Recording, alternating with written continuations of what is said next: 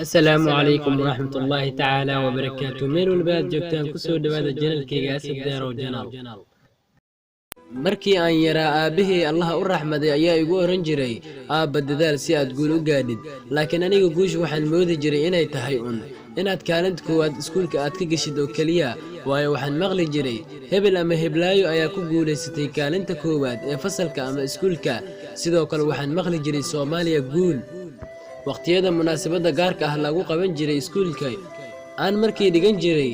intaas ayaan moodi jiray inay guusha la sheegay tahay, laakiin iminkan arinku sida ka weyn oo iska bedel. arinkan aan soo wado ayaa qeexaya guushu waxay tahay. haddii aan eegno qeexidda macnaha ereyga guul, durbadiiba waxaa ku sawirmaya ka guulgaaridda hadaf ama yool uu qofku leeyahay, isla markaana uu midho dhalkiisa helo. tusaale, markaad maqashid hebel ama heblaayo ayaa guuleysatay, shakhsigaasu waxa uu gaadhay oo helay libinta yoolkii iyo ujeedkii uu lahaa. bal dhinaca kale aan ka tusaalayno, markaad doonaysid inaad dhammayso jaamacadda, hadafkaaguna yahay helidda shahaadada heerka koowaad ee jaamacadda, waa guul u soo hooyatay, waayo hadafkaagu ayaa wuxuu ahaa inaad dhammayso shahaadada heerka koowaad ee jaamacadda. inkastoo guusha uu ku kala duwan yahay heerka guusha uu qof waliba doonayo inuu helo, misena waxay iskugu biyo shubanaysaa meel qura, waayo guul ayaa la gaaray.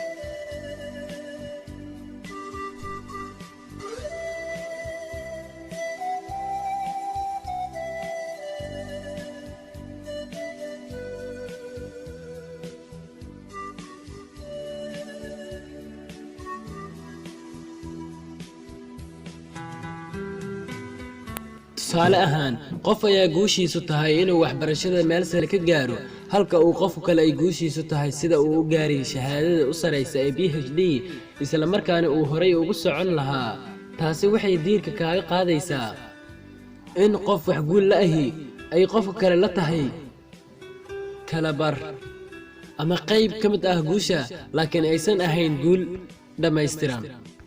markaynu ka nimaadno qeexidda macnaha ereyga guul, waxaa lama huraan ah inaan idin xasuusiyo waxay tahay guusha ugu weyn oo uu gaaro qof muslim ahi, inay tahay raali ahaanshaha rabbigii ina uumay iyo abaalmarinta jannada ee qofka lagu abaalmariyo, waana guusha ugu qaalisan ee guul raadiyuhu yagleelo.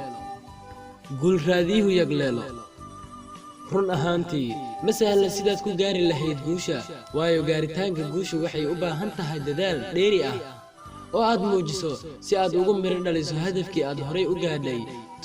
tusaale ahaan, haddaad dib u akhrido taariikh nololeedkii guulaystayaashii hore, waxaa kuu soo baxaya sawir ah sida ay u adag tahay inaad ka rumayso yoolkii, himiladii iyo hadafkii aad lahayd. laakiin waa arrin fudud haddii aad ka dhabayso ujeedkaaga iyo hadafkaaga. waxaan hubaa inaanan adkayn, waa haddii aad taxaddar dheeraad ah muujiso, waxaanad ku gaari kartaa adigoo dadaal dheeraad ah muujiya, waayo dadaalaha keliya ayaa gaari kara guusha la sheegayo. guushu waa waxa aad afka ka odhan karto, laakiin ay kugu adkaan karto fulinteeda iyo heliddeedaba, waayo guul raadiyuhu wuxuu dhib badan u maraa siduu u heli lahaa wixii uu ku taamayey oo ah inuu guulaysto. waxaa hubaal ah inuu qof weliba oo dunidani ku nool uu doonayo inuu guulaysto. ma jiro qof doonaya in laga guuldaraysto ama uu ku guuldaraysto waxa niyadiisa ku jiray. sidaa darteed waxaan odhan karnaa guusha waxa ay ka dhexaysaa dhammaan wixii nool oo dhan, laakiin waxaa hantiyi kara guusha qofkii la yimaada astaamahan aan soo wado. guulaystaha dhabta ahi waa kan raaca qodobadan aan sheegi doono. 1. hadaf iyo yool. ujeeddo gooni ah yeelo. inaad hadaf iyo ujeeddo yeelato waa dariiqa kuu fududaynaya inaad guul gaadhid. waayo haddii aanad ujeeddo ku socon ama aanad hadaf lahayn, waxaan hubaa inaadanba guul gaari lahayn. maxaa yeelay hadafkaaga ayaa kugu jihaynaya nooca guuleed aad is leedahay hanti oo hel. 2. kalsooni ka hel naftaada. kalsoonidu waa waxa qofka tusi kara inuu ku dhiirado kuna dhaqaaqo wixii uu doonayo, waayo qofkaasi nafsadiisa ayuu dhammaanad ka haystaa oo waa uu isku kalsoon yahay, wuuna qaban karaa waxa wax allaaliyo waxa uu doonayo. 3 dadaal iyo daacadnimo. Soomaalida waxay tiraahdaa dadaala ayaa gaara. dadaalku waa furaha koowaad ee dhaliya guusha. waa sababta ugu weyn ee aad guusha ku gaadhay. dadaalku waa waxa kuu sahlaya inaad hantido oo aad gurato mirihii guusha aad beeratay. 4 cibaado suuban iyo iimaan adag.